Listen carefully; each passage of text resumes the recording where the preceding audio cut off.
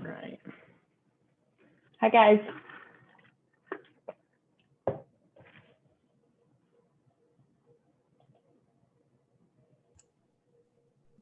I'll say hi since you can't see most of us. Thank you.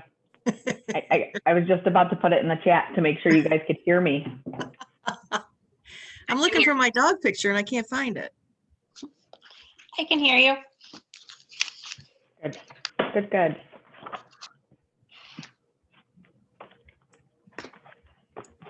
Hi, Betsy.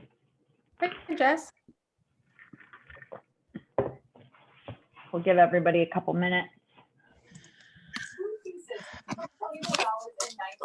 off for you, and this is the first time you've ever seen this bundle together. 500-794.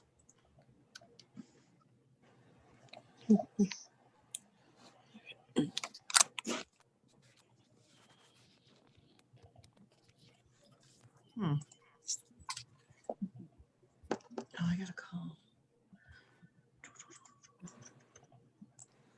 Ellen, can you log in as the other account Mm-hmm. so that you can make me the host? Yep. Thank you.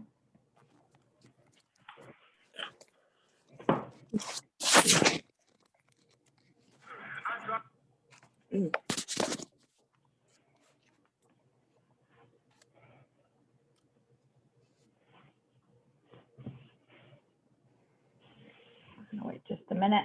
Ellen's going to pop back on. We set it up through our office account, so I can't claim the host until she logs in as that account and makes me the host. So.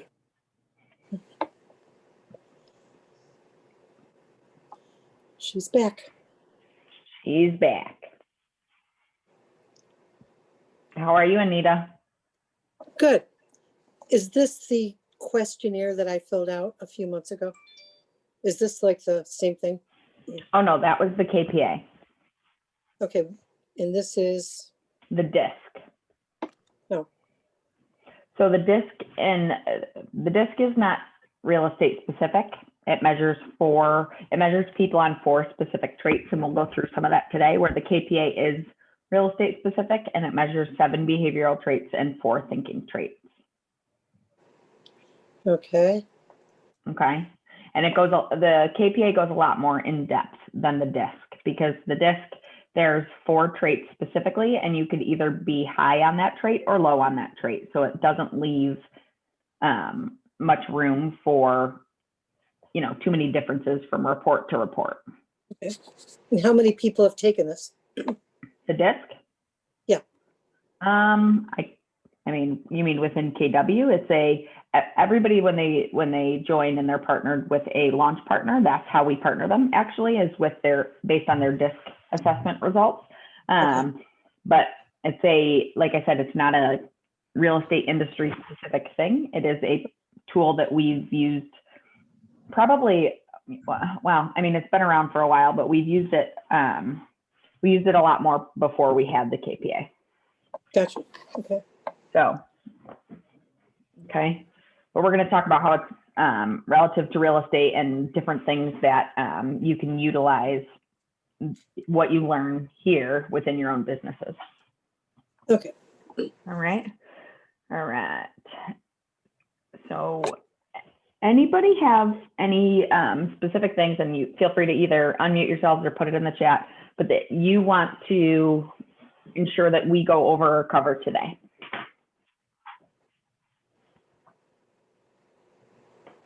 No? Okay. So I have a presentation and it's from KW International. So I will share my screen. Stop me or slow me down if you have any other questions as I'm going through it. Also keep in mind, it is a little bit of an older PowerPoint, like it has the older KW logo on it, all of that, but the DISC assessment hasn't changed. So it's same content, just like I said, older presentation. You'll see what I mean when I show you let me share my screen. All right.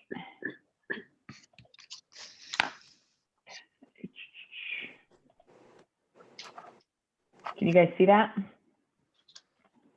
Yep. Okay. Yeah, see what I mean here by this old logo? Mhm. All right. Come on. All right, cool. All right. What is happening here? Okay. All right. So we're going to talk about the DISC today, obviously. So we'll talk about behaviors reach, which I'm not going to go too far in depth on any of these things right this second, but we will dive into them. And then obviously the assessment itself. So what it tells you, and even if you don't have the DISC assessment handy or haven't had clients take it, there are specific telltale signs of where people would fall when taking this that you guys can pay attention to in different conversations. So we'll cover that as well. All right. So like this says here, understanding somebody's behavioral style is the most profound communication tool a person can utilize. The DISC talks about these 4 traits that they really talk about how somebody's preferences, right? So how they show up naturally. And very often, and I guess I should have this come in. So I think that very often we lead or we communicate based on the golden rule versus the platinum rule. So everybody knows the golden rule, right? Treat others the way that you would want to be treated. Platinum rule is treating others the way that they would want to be treated versus how you would want to be treated, right? And so the same thing goes with communication. If we're not slowing down and taking the time to recognize or acknowledge the fact that different people have different perspectives, different people communicate differently, they have different personality styles. And so obviously in every conversation when working with a buyer or seller, you have an end goal in terms of what message you're looking to deliver within that conversation, right? Whether it's you're at a listing presentation and you're trying to win the seller, or buyer consult, same thing. So point being is that the goal is to find out what that person's behavioral style is, and so that you can figure out how you have to communicate effectively to get your message across where it resonates, with them and they hear you. Does that make sense? Yes, no. This thing keeps popping up on my screen. I don't know what it is. Okay. There we go. Okay. So yeah, platinum rule versus golden rule. Same, not only treating others the way that they want to be treated, but communicating with them the way they want to be communicated with. Otherwise, it's like we're speaking different languages to an extent, right? I use this example a lot, but I could ask 2 of you to look out the same window and ask me the first thing that you saw. Now, the likelihood that you both tell me 2 different things is pretty high, right? And yet it doesn't mean that either one of those things are incorrect. It's just based on your perspective, right? So same thing with communication, right? How people communicate, how they perceive, how they perceive different things, how they internalize things, how they understand, how they process, all of that. It's going to be different from person to person. So it's important that we're learning these things, about people while we're communicating with them, so we can ensure that we're communicating effectively, right? All right. So like I said, the DISC measures 4 behavioral styles, and DISC is an acronym. if you couldn't, if you couldn't tell, right? Dominance, influence, steadiness, and compliance. Okay. And if you take a DISC assessment, you'll see this in the results. We'll keep going through, and I'll talk a little bit about what this means. But again, this is just kind of a graphic to give you an idea. Okay. So in this graph here, like I said, it measures dominance, influence, steadiness, and compliance. And you'll see those, it's a little smaller, but you'll see that up at the top of this graph here. Any of these lines here, so this first line here is measuring dominance, the second line influence, so on and so forth. Anything that is measured that is above this middle line here, this 50 number, because it scales it from 0 to 100. Anything above 50 is they're considered dominant traits, right? So for example, this you read this or you talk about somebody's personality style based on whatever their highest rank or highest point is. So for example, this person, based on this graph here, you would be able to know or tell that this person is an ID, right? Because their I is their highest and their D is their second highest or second most dominant trait. Okay, does that make sense? That does. Is it usually, Yep. do you see the I and the D typically together, or is it all different types of combinations because everybody's so different? Yes. Thanks. And I say that because the latter half of that is correct, right? Everybody's different.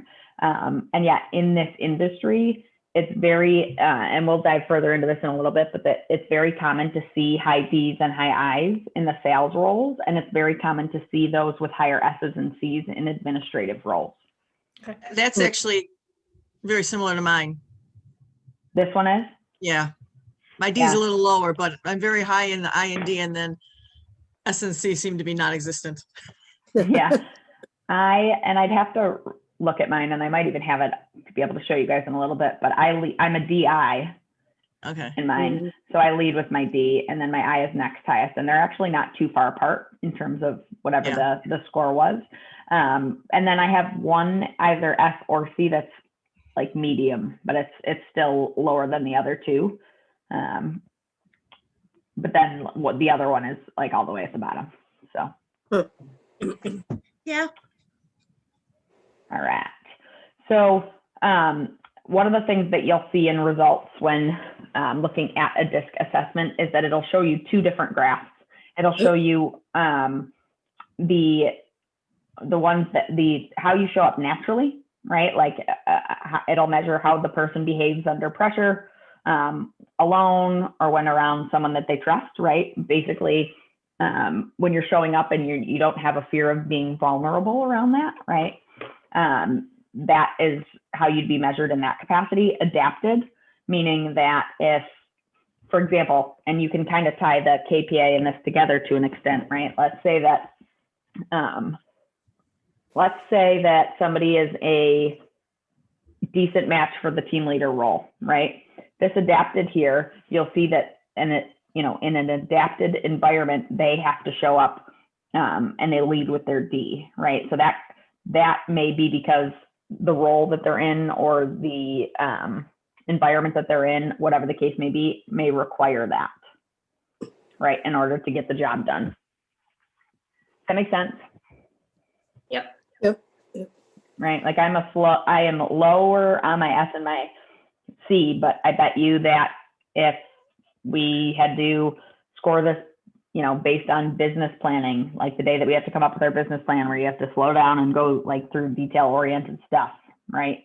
I may have to adapt and adjust and to stay focused. Yes. Make sense? All right. Mhm. Okay. So understanding the dimensions, we'll dive through this, but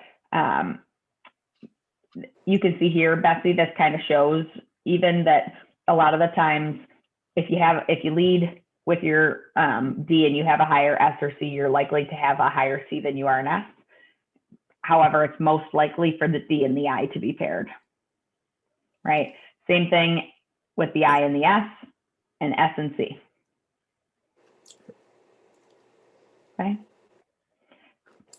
Oh, I didn't realize these were going through. Okay, so we talked about what all of the letters in the acronym stand for. However, the high D, the person that leads with their D, and yet their I is their second highest ranking. They're fast and aggressive. Is that Okay. you?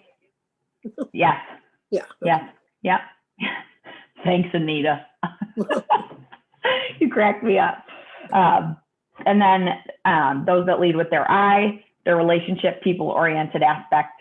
When I think of a high I, I don't know if she's on, I always think of Angie. Angie Oh, Flack Brown. she's totally high I, completely I. Yep. So to give you an example of that, right? Angie is like one of the most people person, right? That I know, right? She's so friendly. She loves everybody. She's a social butterfly. Wears her heart on her sleeve, loves the relationship, the emotional connection, that kind of thing. These are, especially if you're leading with your D and have a higher I, you want that sociability, but you also want to get things done quickly. High urgency, right? S and C, steady and cautious. Don't really enjoy change. Okay. And then DC is somebody who wants things done fast, but also is task oriented and likes to slow down a little bit to make sure that the details are followed.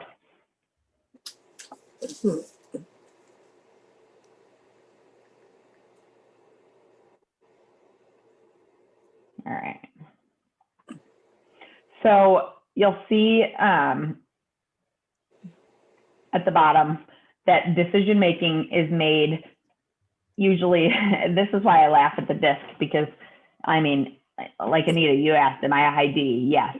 And one of the things that it talks about here is that the goal of somebody who is a high D when they're making decisions is to conquer, which is just, to me, that sounds a little ridiculous. I don't, but to an extent makes sense, right? I'm somebody who hates to lose more than I like to win. So, that to me, needless to say, I don't think without diving further into it, does it tell you the whole picture, the disc. Right. High You I, can call it dominatrix. Anita. Well, that's conquering. Oh, I guess so. I'm You're gonna make me blush, Anita. No. So, okay. So high I, their goal is to influence, right? And persuade.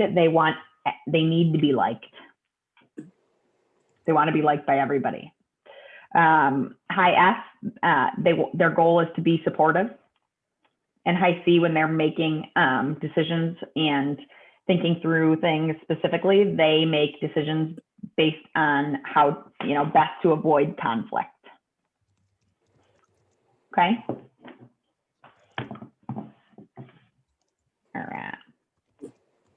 All right.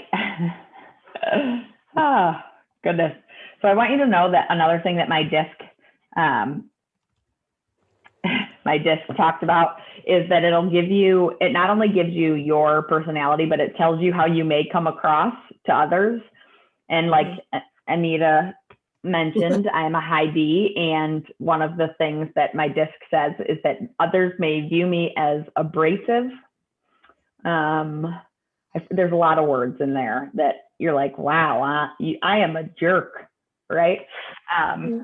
But I mean, that's with anybody in any of the categories, different ways of being jerks. But when you read how others may view you, it's just very funny as to what this says. So the key emotion, quick to anger. A high D gets very impatient very quickly. I know what you're thinking, Anita. No, you don't. No. Right. Motivated by challenge. Okay. Like I said, I hate to lose more than I like to win. Mantra, I will do it, not if I do it, not, maybe I'll be able to do it. It's what I will do it. Biggest fears, being taken advantage of, wasting time. Keywords, direct and dominant. I'm extremely direct to a fault sometimes. And it's That is what it is, but it's very accurate. Questions on high Ds? Yes. Can I You ask say a yes. question? Yeah. Okay. Do you find that high Ds sometimes are, what do you want to say? Their own worst enemy when it comes to being in sales? I think every single one of these, probably you could say that about. Every single one, what? The D, Of the these- I, the S, the C. I Oh, think okay. every single one of, I think everybody can be their own worst enemy when it comes to sales, but for different reasons. Okay. Good answer. I really do. Because there are, I mean, every one of these will have things that seem almost as though it's a negative description. It's not necessarily, but it, you know, every aspect. I think that regardless, without being balanced in all four, unless every single category you felt like exactly, you know, the same across the board, I think that that would be the case, if that makes sense. Okay. All right. Thank you. You're welcome. All right. So the D is looking for results and efficiency, direct, self-reliant, and competitive, high-risk takers and task-oriented, have a desire to change the environment around them, have a great sense of urgency. That means if you're working with a high D and a client that's a high D, you better not be slow to respond. They will have already found somebody new to work with, Mhm. right? And Gary talks about that a lot, even with some of our new technology. And that's why he's improving this mobile app as often as he is, because he knows that people don't want on-demand agents; they want on-demand information, right?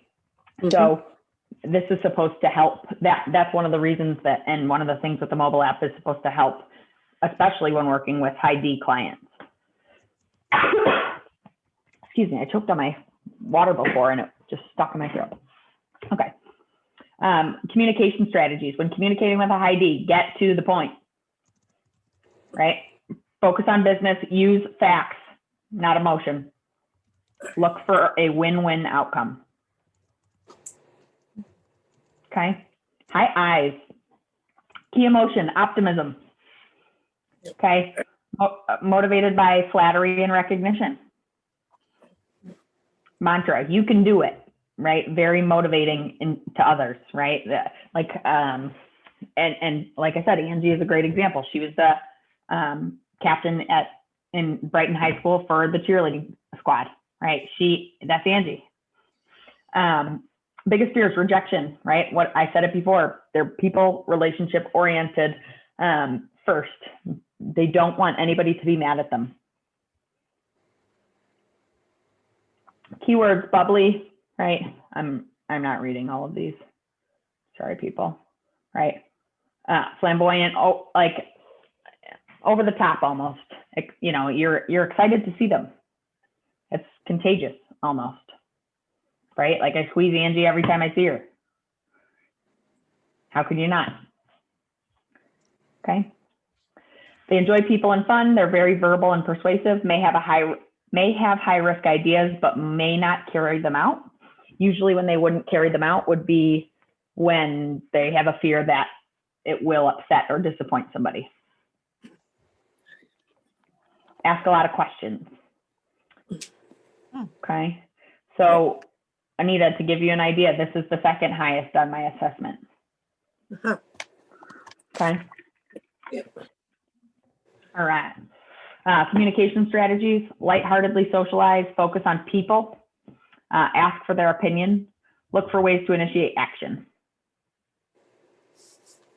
Okay. I believe Chuck has an high I and then D. I think that's Correct. what Chuck is too. He's an ID. Yeah, I'm a DI, he's an ID. Yeah, just like Tiff is a DI. Yes. Yeah. Yeah, Chuck is I, then D. Yeah. Right. Okay. High S. They hide their emotions. They're motivated by benefits. Now that I understand it, I'll do it. That's the mantra, right? So they have to collect all the information. They're not willing to take risks. They like consistency. Their biggest fear, change. Keyword steady, stable, good listener, right? So this is huge.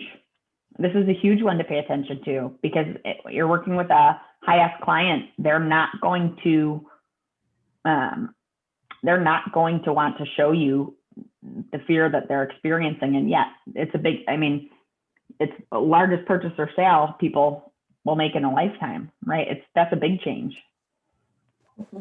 But they might not let you see it. So ensuring that you're almost overly explaining because they need the security of understanding. Okay. All right, come on, click. There we go. They're looking for security. They're people-oriented and warm, peacemakers and peacekeepers, systematic and methodical, do not take high risks.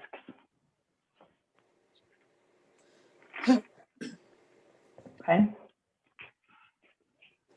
When communicating with a high ask personal questions to break the ice.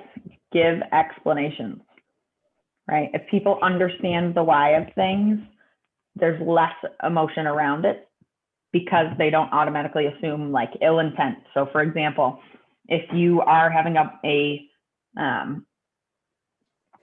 price reduction conversation with a seller, right?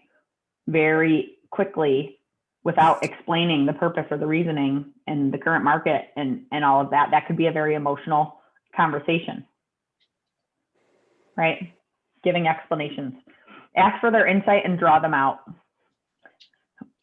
What they mean by that is it might be difficult to get their real perspective or their real thoughts on something initially. They're not going to want to tell you how they're feeling about something right away. They'll want to think about it. They'll want to come to terms with their own feelings before they share them with you.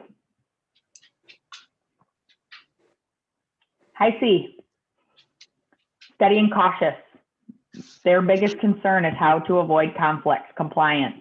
They dot their I's, they cross their T's. Okay. Their key emotions, fear, risk aversion, right? They work really hard to ensure stable outcomes. I will do it right, no longer how long it takes. They'd rather move at a snail's pace if it means it's absolutely perfect, right? Their biggest fear, criticism, right? These people will probably ask for permission for everything, right? Their keywords, they're accurate, compliant, detail-oriented. They're always looking for information, task-oriented, seek details and analysis, have a critical eye and critical nature, right? So they will find, pick, right? Through anything. They are probably the ones that are correcting you on your grammar and your spelling regularly. Methodical and careful. Okay. When communicating with a high C, get to the point. Focus on business, use well-organized facts, and use an action plan with milestone tasks and dates. Okay. That's a silly slide. Okay, I'm going to close this now. I'm going to stop sharing my screen. Maybe, if it lets me. Okay, here we go. All right, I'm going to pull up my disc so that you can all see it and laugh at me. And anybody can take the disc if they'd like. How do we do? So, Ellen, can anybody that's on this call, can you send the worksheet to that has the instructions on how to do it? Thank you. Yep. And actually, Jeffrey, I'm texting with Jeffrey. He wanted a copy of that PowerPoint. Is it in Connect? Yes. No, Okay. Team Leader Facebook page, but Okay. I don't remember which one I found it in, but I'll send it to you. Okay. Huh? Thanks. Sorry. Okay. So I had to take the disc for when I got hired because I'm an executive assistant. Mhm. So would they have my results or would I need to take it over again? They should have your results, and if they don't, if you did it through our office account, then we can ask or search through old results to find yours if they don't have it. Okay, thanks. Yep. So Okay. I just took mine back in September and I'm just noticing, like, I was just looking through it as we're on the call and mine looks so different. Like, I don't know if they've like updated it a lot. You said this is an older one that you're looking at, right? They have like pie charts and there's like Oh, more yeah. letters. And so Oh. I'm curious about. So the one that, oh, well, let's do this here. I'll show you. The one that, like, I mean, they didn't show the pie charts or some of that on the slideshow, but there isn't any more letters as far as I know. Well, what am I seeing? Let's let me look. So this is mine. Okay. Yes. Okay. So this will talk about general characteristics. I want to be viewed as self-reliant, willing to pay the price for success, prefers an environment with variety and change. She's at her best when many projects are underway at once. So funny. Right? I have a high ego. My strengths may be viewed as egotistical. I need to learn to relax and pace myself. Don't say a word, Ellen. May expend too much energy trying to control herself and others. Let's see. Often frustrated when working with others who do not share the same sense of urgency. May lose interest in a project once the challenge ceases. May then be steady for another challenging project, or may be ready, sorry. She's extremely results oriented with a sense of urgency to complete projects quickly. Self-starter who likes new projects and is most comfortable when involved with a wide scope of activities. I seek my own solutions to problems. In this way, my independent nature comes into play. Many people see myself as a self-starter dedicated to achieving results. I should realize that sometimes I need to think a project through beginning to end before just starting it. Definitely true. Sometimes I may be too opinionated about a particular problem that she has difficulty letting others participate in the process. Again, Ellen, don't say a word. Sometimes she becomes emotionally involved in decision-making process. Many people see her decisions as high risk. However, after the decision is made, she tends to work hard for a successful outcome. Jessica has a unique ability for tackling tough problems and following them through to a satisfactory conclusion. She's a good problem solver and troubleshooter, always seeking new ways to solve old problems. She likes to make decisions quickly. She'll work long hours until a tough problem is solved. After it's solved, Jessica may become bored with any routine work that follows. Wow. Right? There's more. I'm not going to read it all to you, but it talks about things that I value, right? It talks about ways to communicate. Oh, you want your ego flattered. Okay. Well, I read that and it's so funny because I sometimes, like, depending on the compliment that is given to me, like I get uncomfortable with compliments. Depending on what, like I have a hard time just being like, thank you, that was so nice. And I like turn red and I'm like, that's weird. Don't talk to me like that. So it's I was just going to say, interesting. I like your new glasses. Thank you. That's not like that. Okay. That one doesn't, yeah, right. Okay, so communication tips. When communicating with a person who is dependent need, this talks about communicating with somebody who's strong-willed and independent, somebody who's steady and relaxed, somebody who's friendly, demonstrative, and political. My self-perception, I'm pioneering, competitive, positive, assertive, confident, a winner. Others' perception, demanding, egotistical, nervy, aggressive, abrasive, controlling, opinionated, arbitrary. So, I mean, if you want an ego boost, you should read your disc. Yeah. Seriously, right? Avoid environments where micromanagement is the way of the organization, where risk-taking is not rewarded or encouraged. Avoid situations where the lack of fear is the driving force versus the return for the organization, right?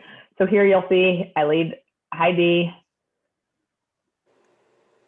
high I, I guess I'm not high on either of these. I thought that I was on one, but I mean, it makes sense. Right. My natural style, I tend to deal with problems and challenges in demanding driving and self-willed manner. I'm individualistic in my approach and actively seek goals. Jessica will attack problems and likes a position with authority and work that will constantly challenge her to perform up to her ability.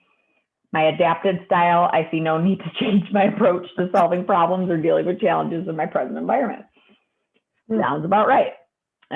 With people, I'm enthusiastic. My natural tendencies, I'm enthusiastic about my ability to influence others. I prefer an environment in which I have the opportunity to deal with different types of individuals. I hit the nail on the head, right? There's no two of you crazies that are the same, right? I'm trusting and also want to be trusted. Okay, adapted style, I see No my need to change. natural, apparently, right? Jessica is variety oriented and demonstrates a need to get from one activity to another as quickly as possible, usually demonstrates a pronounced sense of urgency, eager to initiate change, if nothing else than for change's sake. Interesting. That's so funny because I always thought that I've struggled with change when I was younger. And even after I moved out of my parents' house and my mom called because my youngest brother, who was still living home, wanted to move into my bedroom, my childhood bedroom, and I didn't live there anymore, and I still cried. And then my mom didn't let him do it just because it was change. It's bizarre. I don't like constraints. At times I can be defiant and rebellious. Huh. I bet you my mom would agree with that. I have a tendency to lack social tact and diplomacy when confronted with too many or unreasonable constraints. I seek adventure and excitement, and I want to be seen as her own person. Okay. Huh. Interesting. Adapted style. Again, it'll talk about different things that I adapt to that aren't my natural tendencies, but I adapt to. Time wasters. Firefly. Mm-hmm. Okay. I'm crisis oriented, explosive by nature, and lack the patience to negotiate. Have trouble delegating. Can't wait, so she just does it herself. Okay. Mm-hmm. Doesn't Okay. listen. Okay. No. Yeah. That's what it Yeah, says. Doesn't listen to the total story before introducing my opinion. Huh. Most of the time it's on my face, even before I verbally give it, right? Urgency, I'm a 10. Versatility, I'm a 10. Interaction, a 9. Competitive, 9. Frequent change, 9. People-oriented, 6.5. Customer-oriented, 5. Persistence, 3. Following policy, 2.2. Organized workplace, 1.8. Analysis, 1.5. Consistent, 1.5. So here I am. Both my natural and my adapted styles are DIs.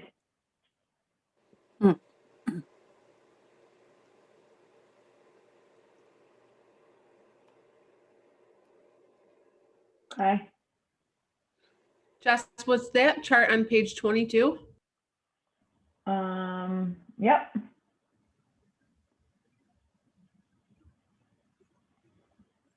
And this disc I retook because I took it when I first started with KW 6 years ago, but this one I took on April 15th, 2019. How did they differ? They don't really.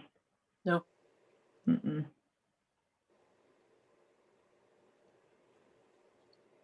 So what this talks about is that the Success Insight Wheel, it was a tool that's really common in Europe. In addition to the text that we read about the behavioral style, the wheel adds a visual representation that allows you to view your natural behavioral style, which is the circle, your adapted behavioral style, which is the star, and then noting the degree you are adapting your behavior, meaning how far down the circle, like how far apart are these two things, right? So I clearly don't adapt my behavior that often. Right? So if one was over here versus over there, then you would probably, that would mean that you're adapting quite a bit. Right? If they are plotted in different boxes, then you're adapting your behavior some. The further the two plotting points are from each other, the more you're adapting your behavior. Okay.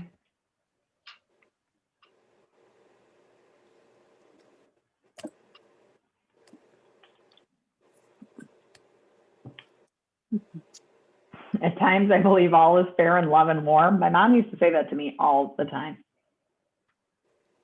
Actually, she would say life's not fair. Right? Control of the situation is a primary concern for her. True. Limelight is not a requirement as long as credit is given where credit is due. May go to extremes to win control over a situation. Her intellectual curiosity and information will be used to control many situations. I may be rigid in enforcing my beliefs and rules. I enjoy public recognition for my contributions made for the betterment of those in need. She'll work long and hard to achieve positions that will allow her to interject her philosophies. Believe that I deserve the best that life has to offer. I think everybody deserves that, but I guess. I feel strongly about a situation. I may apply the end justifies the means concept. Jessica believes that you have to do what works for you. She wants to not only control her own destiny, but the destiny of others. Wow. That sounds pretty exhausting, doesn't it? Yeah. I'm So tired norms of, and yeah, right. Norms and comparisons. This goes further into motivators, motivation insights graph. So this talks about these things here, right? The traditional, social, individualistic, that circle's so small, but theoretical, these things here, right? This is what this is measuring. Okay, and then the national averages for these specific things are these blue bars, where I fall are these different color. Okay.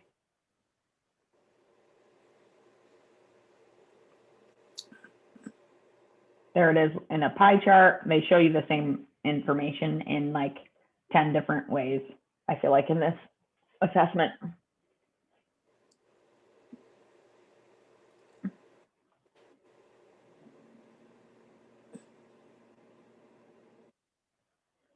Okay, potential behavioral and motivational strengths, behavioral and motivational conflicts.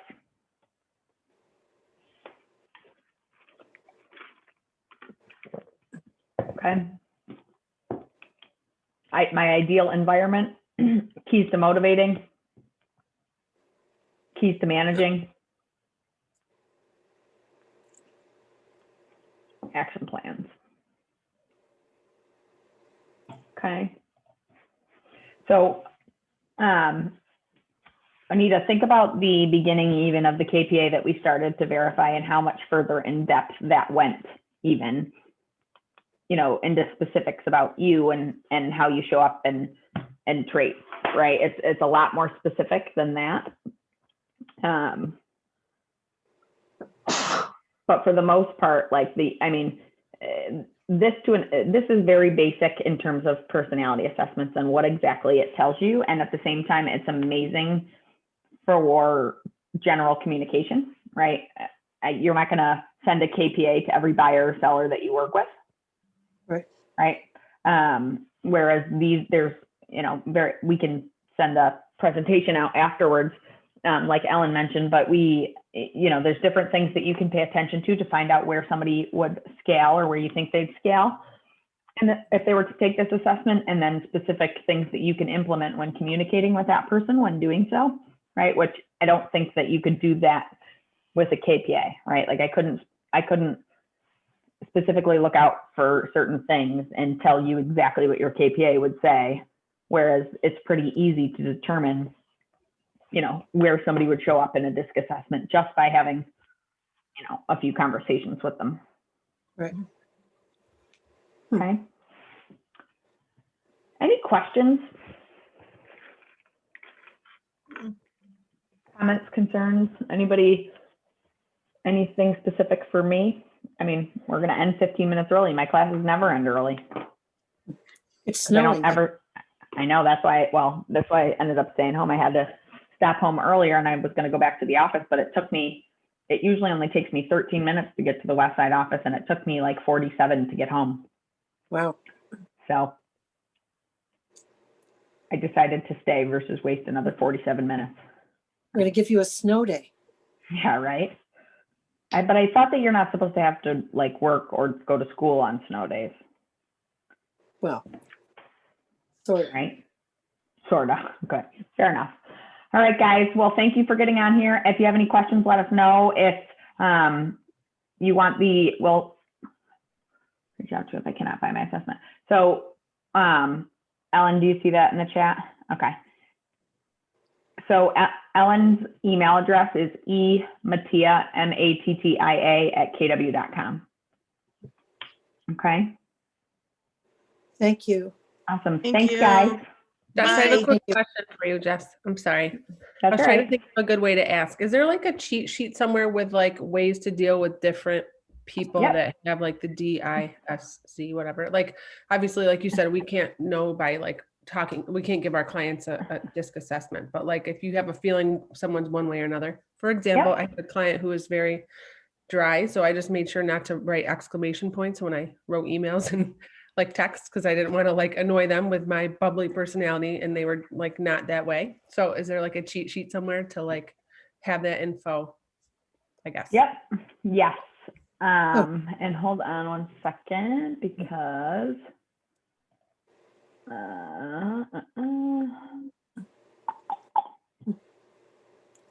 oh, here it is. I had it saved on my computer. I'll make sure that this is sent to you guys as well. Great. That'd be awesome. Thank you. Yes, thank you. Oh, yeah, Okay. there's a couple of them. And actually, Ellen, this one is saved in Google Drive. So either way, I'll send you everything that I have. Okay. All right. Thank you. Thanks, guys. Thanks. That was Thanks. great. Bye. Thanks, Bye-bye. Jess.